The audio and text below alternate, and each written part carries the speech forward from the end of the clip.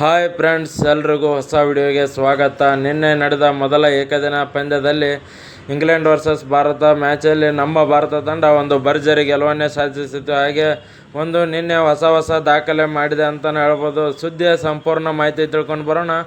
ಚಾನಲ್ಗೆ ಸಬ್ಸ್ಕ್ರೈಬ್ ಮಾಡಿದ ವಿಡಿಯೋ ನೋಡ್ತಾ ಇದ್ದರೆ ಈಗಲೇ ನಮ್ಮ ಚಾನಲ್ನ ಸಬ್ಸ್ಕ್ರೈಬ್ ಮಾಡ್ಕೊಳ್ಳಿ. ಹಾಗೆ ಪಕ್ಕದಲ್ಲೇ ಇರೋ ಬೆಲ್ ಐಕನ್ ಮೇಲೆ ಆಲ್ ಅಂತ ಕ್ಲಿಕ್ ಮಾಡ್ಕೊಳ್ಳಿ. ನಾವು ಯಾವುದೇ ಹೊಸ ವಿಡಿಯೋ ಅಪ್ಲೋಡ್ ಮಾಡಿದರೂ ಮೊದಲು ನಿಮಗೆ ನೋಟಿಫಿಕೇಶನ್ ಬರುತ್ತೆ. ಹೌದು ಸ್ನೇಹಿತರೆ, ನಿನ್ನೆ ಮ್ಯಾಚಲ್ಲಿ ನಮ್ಮ ಭಾರತ ತಂಡ 259 ಟಾರ್ಗೆಟ್ ಕೊಟ್ಟಿರ್ತಾರೆ.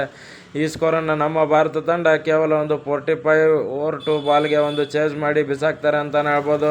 ಇದಾದಮೇಲೆ ಮೊದಲನೇದಾಗಿ ನಮ್ಮ ಭಾರತ ತಂಡದ ದಾಖಲೆ ನೋಡೋದಾದರೆ ಜಸ್ಪ್ರೀತ್ ಬುಮ್ರಾ ಅವರು ODI ಕೆರಿಯರಲ್ಲಿ 150 ರನ್ನನ್ನು ನಿನ್ನೆ ಮೈಲಿಗಲ್ಲನ್ನು ತಲುಪಿದ್ದಾರೆ ಅಂತಲೇ ಹೇಳ್ಬೋದು. ನಿನ್ನೆ ಮ್ಯಾಚಲ್ಲಿ ಟೋಟಲ್ ನಿನ್ನೆ ಮ್ಯಾಚಲ್ಲಿ 1 ವಿಕೆಟ್ ತೆಗೆದುಕೊಳ್ಳೋದ್ರ ಮೂಲಕ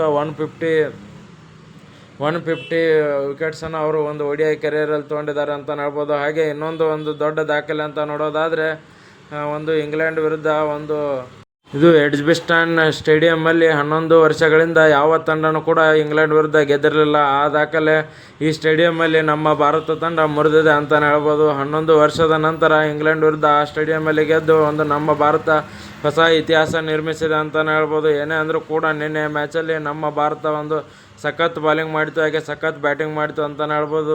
ಬಾಲಿಂಗ್ ಹಾಗೂ ಬ್ಯಾಟಿಂಗ್ ಎರಡರಲ್ಲೂ ಬೆಂಕಿ ಮಿಂಚಿದ್ರು ಅಂತಲೇ ಹೇಳ್ಬೋದು.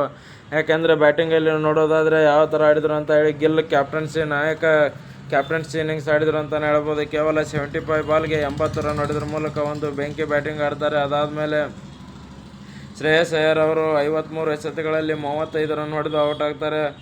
ಸ್ಲೋ ಆಗಿ ಆಕ್ಸಲರೇಟ್ ಮಾಡ್ತಾಯಿದ್ರು, ಬಟ್ ಅದೇ ಟೈಮಲ್ಲಿ ಔಟ್ ಆಗಿಬಿಡ್ತಾರೆ. ಅದಾದಮೇಲೆ ವಾಷಿಂಗ್ಟನ್ ಸುಂದರ್ ಅವರು 63 ಎಸೆತಗಳಲ್ಲಿ 52 ರನ್ ಹೊಡೆದು ನಮ್ಮ ಭಾರತ ತಂಡ ಗೆಲ್ಲೋಕ್ಕೆ ಇಲ್ಲಿಂದ ಬಿಗ್ ಪಾರ್ಟ್ನರ್ಶಿಪ್ ಬಂತು ಅಂತಲೇ ಹೇಳ್ಬೋದು. ಹಾಗೆ ಅಕ್ಷರ್ ಪಟೇಲ್ ಅವರು 52 ಬಾಲ್ಗೆ 57 ರನ್ ಹೊಡೆದ್ರ ಮೂಲಕ ಬೆಂಕಿ ಬ್ಯಾಟಿಂಗ್ ಮಾಡಿದ್ರು ಅಂತಲೇ ಹೇಳ್ಬೋದು.